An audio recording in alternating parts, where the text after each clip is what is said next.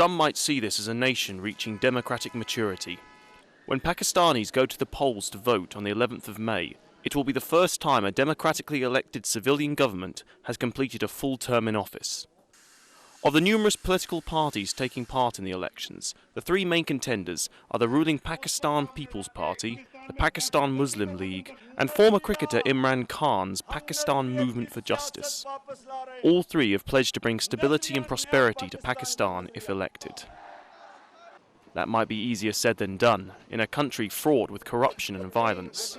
Just today, Ali Haider Gilani, an independent candidate and son of former Prime Minister Yusuf Raza Gilani, was abducted following gunfire at a campaign rally. Although no official statement has been released, it is strongly suspected by the PPP, of which Gilani was also a member, that the Taliban are behind the attack. अगर आज रात तक हमारा भाई हैदर गिलानी अगर हमें नहीं मिलता तो मैं अपने इलाके में तो इलेक्शन नहीं होने दूंगा। एक सेकंड, मैं अपने इलाके में इलेक्शन नहीं होने दूंगा। मेरा भाई नहीं है, मैं पोलिंग स्टेशंस पोलिंग बैग्स तो नहीं बांट सकता। Just last week, Chowdhury Zulfikar Ali, the lead prosecutor in the murder of former Prime Minister Benazir Bhutto, was shot dead in Islamabad. The secular Awami National Party have been forced to keep a low profile after death threats and attacks from the Taliban, and some have suggested that a campaign of intimidation is being waged to force people to vote for right-wing parties more sympathetic to Islamist tendencies. The US-led war on terror has been another key issue for Pakistanis. The withdrawal from the war on terror has been a cornerstone of Imran Khan's campaign, condemning American drone attacks on the Taliban-dominated region of Waziristan, and stressing the need for Pakistan to maintain its own internal security. Now, the leader of the Pakistan Muslim League, Nawaz Sharif, the man strongly tipped to be Pakistan's next Prime Minister, has also said, in an interview with the BBC, that he would end the country's involvement in the war on terror if he were elected. 46% of the country's population is between 18 and 29, and many of them are sick of what they see as the domination of Pakistani politics by a self-interested and corrupt political class. Support for Maverick Imran Khan's PTI is drawn primarily from their ranks, and their participation could be crucial in building a brave new Pakistan. There is no Western-backed dictator like Zia-ul-Haq or Pervez Musharraf threatening to bring the country under an iron fist. When the polls open on the 11th of May, the world will watch to see Pakistanis determine their own fate and try to consign an age of corruption, intimidation and dictatorship to the annals of history. Alex MacDonald, Islam Channel. So, a new dawn for Pakistan, or will the sun set upon yet another disappointment for Pakistanis? Is this the time for Imran Khan's much talked about Tehreek-e-Insaf party to shine through with pledges of zero tolerance towards corruption? Or is the road to transparency and stability a long way off? I want to know what you think. Which party, if any, would you vote for? And who do you think would win the elections? Will the elections survive the violence, or should Pakistanis be bracing themselves for yet more brutality on Saturday? Well, with me in the studio, waiting to take your calls, I'm pleased to welcome Adnan Naseemullah, Fellow in Comparative Politics at the London School of Economics, and Mushtaq Lasharie, Chairman of Third World Solidarity. Both are originally from Pakistan. Good evening and assalamu alaikum to both of you. Wa alaikum salam. Thank you for joining us. And if I can start with you, Adnan, first. As we saw in the report, this is actually a historic moment in the sense that a full term has been completed for the first time. But the violence, already over 100 killed. Are the elections going to get derailed, do you think? Well, I hope not. We're now into the last final days. One of the things that's, I think, kind of important to remember is that the violence has been relatively concentrated in Karachi, in KPK, Balochistan somewhat. And so as a result, and these are places in which there's been a lot of violence even before the election. Right. And I think that the resilience of Pakistanis and the importance of this election to them, to the nation, and to the democratic process is going to bring people out to the polls. So I'm cautiously optimistic, and I'm crossing my fingers and hoping that there isn't an uptick or an upsurge in violence that claims even more lives. Well, Mushtaq, do you agree? Do you have the same hope that the Pakistanis will turn up? Will the polls be higher than normal? Do you think?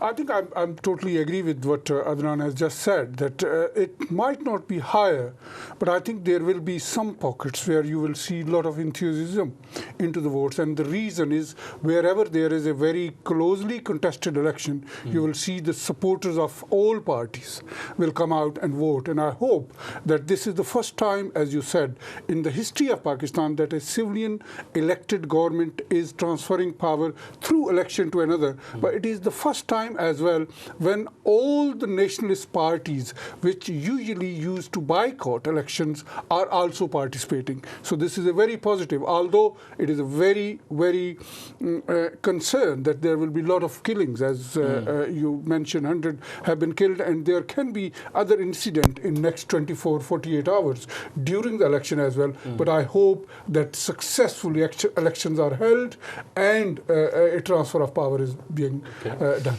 Well, viewers, we do want to hear your views on this. So the number is at the bottom of your screen. Do call us. Adnan, historic moment indeed. In terms of Pakistani politics, however, most people say it's a two-horse race. But we do have, and we have been hearing a lot about Imran Khan and his PTI party. Is it a three-horse race, or is it still the traditional PPP and PML Nawaz Sharif faction? As a rule in political science, there usually is, at the constituency level, a two-horse race, more or less.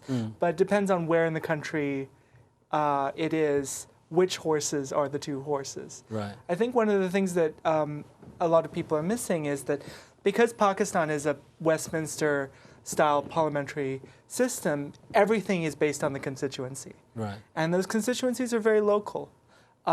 So what is the competition in, say, for example, KP, is going to be very different from, say, for example, northern Punjab, especially in rural areas. What I think is going to happen is that, with the PTI specifically, is that it may have a strong showing, again, depending on the dynamics at the constituency level and the candidates and the success of the candidates that were picked by the PTI to contest. But most of the competition is going to be against the PMLN, right, which is, again, a political party that is concentrated mostly in northern and central Punjab, which is where most of the population of the country is. But I would be quite surprised if they had much of a showing in, say, for example, either urban or rural Sindh, or KP or Baluchistan. So because of the sort of the peculiar system in which Pakistani as well as Indian as well as British politics are organized, politics have to be fairly local. Okay, fairly local. This is the third time Imran Khan's party is coming to the national polls. A lot of people do have hope, and there's a lot of hype. Is this a make or break time for that particular party, do you think? I think it is already achieved that it is a make time, not a break time, because the population or popular support which Imran has gathered in last 1 and 2 years was unprecedented. Up till about October 2011, Imran Khan was not even hoping to have 5 or 10 seats. Now everybody is expecting that this is an open contest, not among 3 parties, but open contest among 4. And the 4th group is independent. Right. As you have just said, Ali Haider Gilani, who has been kidnapped, is a strong PPP supported candidate, but he is standing as independent. And there are many others who are supported by different parties, but they are independent candidates. So is this more personality-based politics then? It will be. And as Adnan said, I totally agree that if you divide Pakistan into many sections, Karachi, you will have a contest in between right-wing parties, Jamaat-e-Islami, Imran Khan, and Muslim League Noon with MQM. And MQM will win. There will be a couple of seats. PPP will win. I hope 1 or 2 seats are won by Jamaat-e-Islami and PTI. But then when you come to the Sindh, there is no contest. It is a PPP against 10, 11 parties front, which is supported by Nawaz Sharif. Then you come to southern Punjab, where there is a tri-party, yes, PPP, Muslim League Noon, and Independent, and Imran Khan. And then you go to the Punjab, so and it is Imran Khan and... Like Adnan said, it is really complicated on the local level. Okay, just sorry to interrupt you. I'm going to go to our phone lines. I believe Mahmoud is calling from London. Hello, assalamu alaikum, Mahmoud. Wa alaikum salam. You're on air. Your views, please. No, it's not my views. It's just that I want some explanation because I'm a layman. You know, when you say KP and PPP and PML and all that, Very what good do points. these things mean? Yes. And what is the latest position regarding Imran Khan? Can you brief us on that, please? How is he getting on? Is he likely to come on stage and give the talks and all that, please, or not? Okay. Thank you, Mahmoud. Good point. We have been using a lot of shorthand. So KP. Khyber Pakhtunkhwa, which the province that used to be called the Northwest Frontier Province in the northwest of the country. And when we talk about PPP... It's the Pakistan People's Party. And the PML is... It's the Pakistan Muslim League Nawaz, which is the PML-N or the PML-Noon, is the party headed by Mian Nawaz Sharif.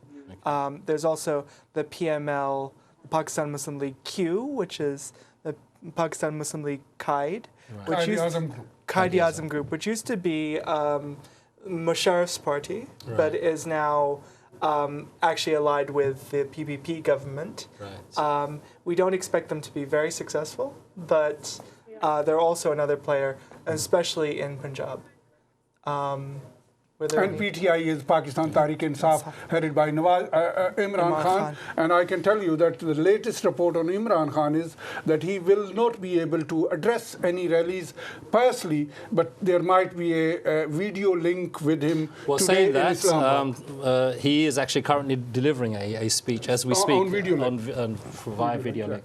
Okay, I mean... We've talked about Pakistan a lot. The elections are coming up, and historically, whenever we talk about Pakistan, one of the major issues is this war on terror. It is a big issue. Now, we see quite openly Nawaz Sharif, Imran Khan saying that, you know, if they come into power, they will kind of end this war on terror. We don't really hear similar kind of voices from the PPP, though they might be in the same position. But do you think, you know, for ordinary Pakistanis, this is actually a major issue, or is this being played up bigger than it is really in Pakistan itself? It's hard to say. I mean, traditionally, Pakistani politics has been fought generally on bread and butter issues. The economy, the famous Zulfikar Ali Bhutto, Roti Kapde Makan. Roti Kapda aur Makan. Which is housing, bread, food, bread, and clothing. Clothing.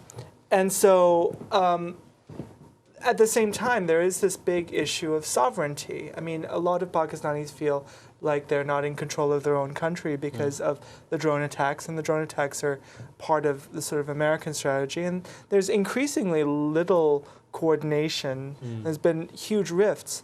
The problem is that the political parties don't fall clearly on any of those sides. There's been sort of huge rifts between the American administration and the Pakistani government over the past few years. Every single one of the political parties and players in Pakistan right now have switched back and forth in terms of allegiances with the United States, given the exigencies of that moment. And what we're hearing now is campaign slogans. It's not quite clear what a Nawaz Sharif, for example, Nawaz Sharif-led government would actually do, as opposed to, say, one that's led by the PPP that's being led right now. So I think that generally electoral campaigns overemphasize. So it's currently it's more sloganeering than actually anything concrete. Because I think you're right, that has traditionally been the case, that, you know, everyone's taken their opportunity. what they see fit. Mushtaq, I'm going to bring you in, but I'm just going to take another caller. Buhari from Nigeria is on the line. Hello, assalamu alaikum. Hello, assalamu alaikum.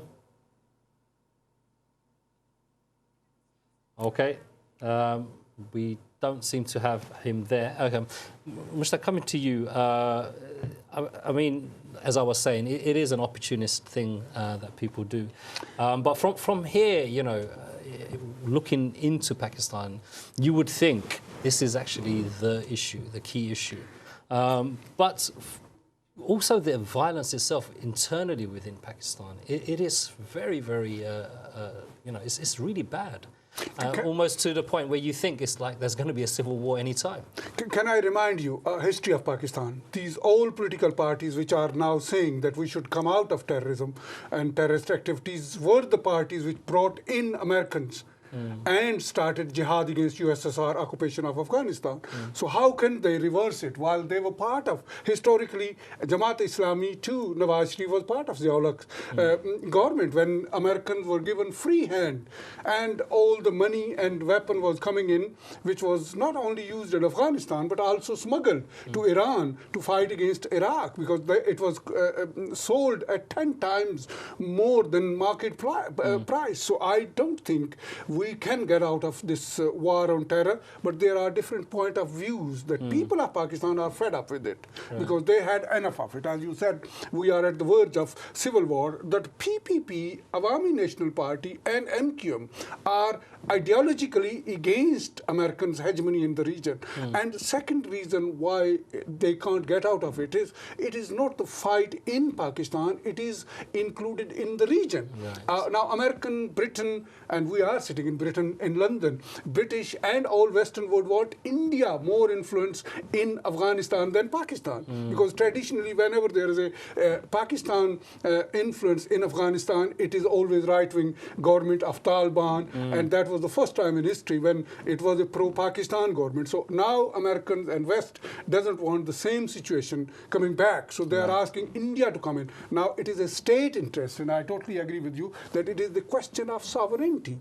And Americans are bullying. You just showed a picture of Kiani meeting Hamid Karzai and John Kerry in Jordan and then in Brussels, not in Pakistan or Afghanistan. So you can see they are virtually bullying the Western world to accept Indian hegemony in Afghanistan, which is against state interest of Pakistan until Kashmir issue is solved. So I think there will be more violence after this election.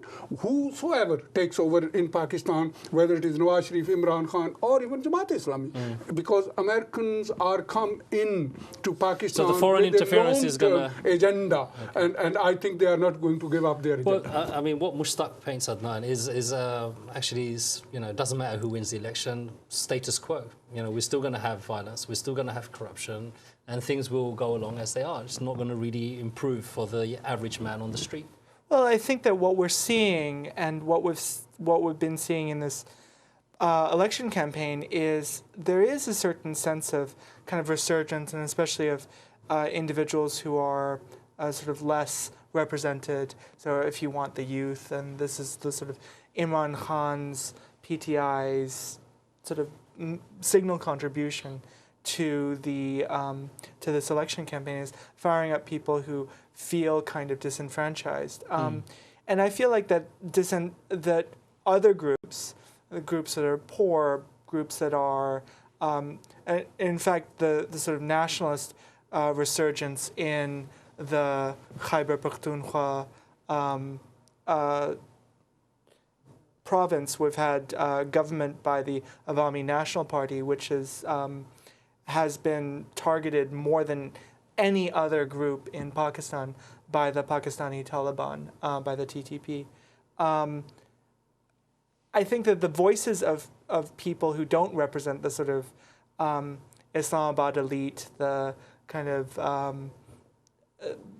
the sort of state interests that would sort of like to see the status quo, I think this is a moment in which Pakistanis can actually speak, and they speak with their ballots. Well, in our report we mentioned that, you know, 46% of the electorate is 18 to 29.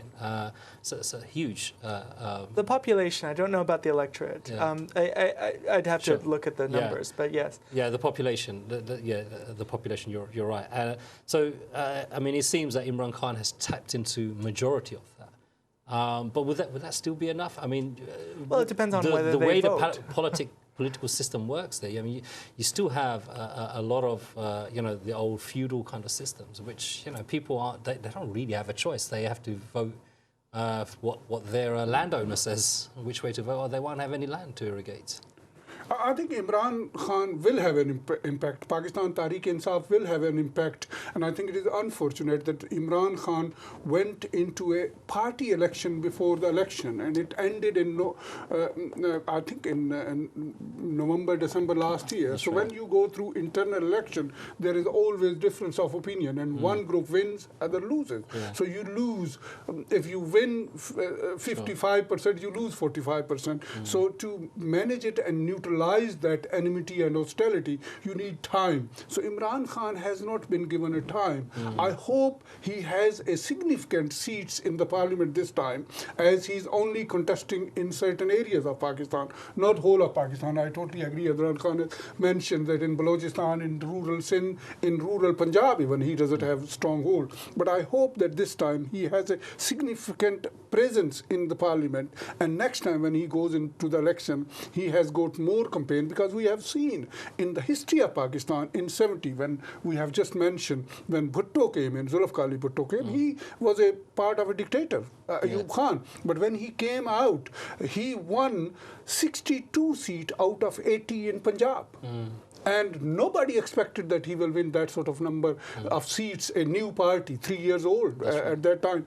And same in Bangladesh, now Bangladesh, East Pakistan, Awami League swept. So if you have a time when you can run the campaign and you can mobilize the youth of Pakistan, you can have very surprising results. But this time, Imran Khan has not been given that time. He was working very hard, and if he had not injured in last 48 hours, he might have even made a better impact. Now, I don't know whether sympathy vote will cover that gap of his not working. Well, there is a lot of talk that, you know, he will get a lot of sympathy. And I think, I mean, you mentioned one thing, we are coming close to a break, but perhaps we can explore after the break as well, is the army, the role of the army. Are they going to just sit back and allow free and fair elections? I mean, I think that General Kiani, unlike some of his predecessors, has been more likely to see the role of the military in a more sort of totalizing fashion and understand that the Pakistani population has much less tolerance for the intervention of the military. And we saw this actually even with the Qadri march, in which in which certain sections of Pakistani society were calling the military in, and the military refused to get involved. And so I think that's a positive sign. We'll have to see, but I think that Sure. Now, there are three reasons why army is standing where they are standing. Number one, army is engaged in so many other things that their capacity is totally stretched. That is first thing. Second thing is, you have seen that army was defeated by Chaudhry Iftikhar when he was sacked. It was army because Musharraf was representing military government, and people came out on the street in strength and they were defeated because he has been reinstated. So he has established that now if army comes, he will refuse. And the civil society has become very energetic, and we have seen it that lawyer, the civil society, the political parties all came on the side of Chaudhry Iftikhar. And when Qadri called for army, and some sections called it, it is a very small section of Pakistani now who are still asking army to come and intervene. The majority of them, all political parties, there was 11 political parties, big conference held in Nawaz Sharif where everybody came and they said, we don't what army, even Imran Khan came out and he didn't went and sit down with Qadri. So there is no political party in Pakistan which will welcome the army intervention. Plus all institutions, the media, the civil society, the judiciary will resist it. So at the moment, I think the army is realistic, and Kiani is leading an army which is withdrawing and giving up their power. Okay. Fast coming up to a break. Obviously, they are in the background, but do they still wield influence in how the voting takes place? I don't know. I don't really see any direct mechanisms. I think that we need to remember, as my colleague was mentioning, how the military is fairly politically discredited. Okay. Let's leave it at that because we are fast coming up to the break. We will carry on the conversation after the break. We're talking about the Pakistani elections. Who do you think is going to win? I'd love to hear more from you after the break. We're going to take a short break. See you soon.